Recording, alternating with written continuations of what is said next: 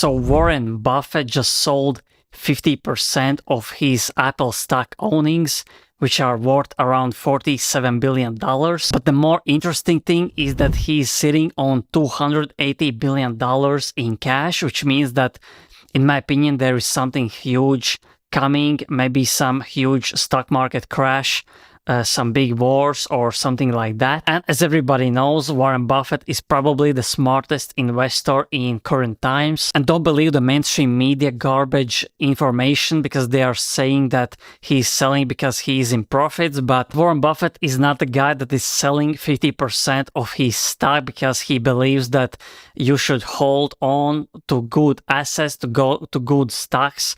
That's why he basically is not selling the Coca-Cola and most of his stock. So you should not listen what the news is saying, just watch what he is doing in the past. And for me, this is similar when the pandemic started in 2020, 2021.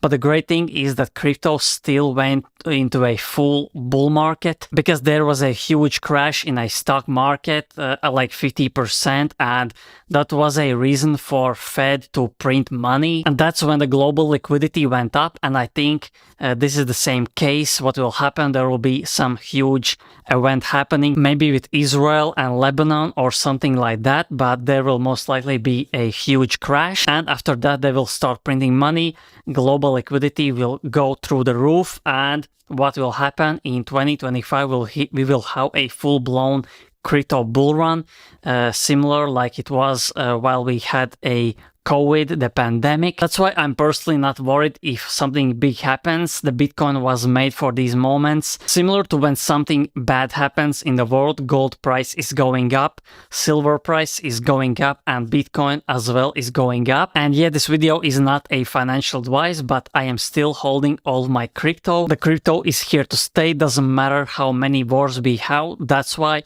stay tuned, hold your crypto, press thumbs up, subscribe, and thanks for watching.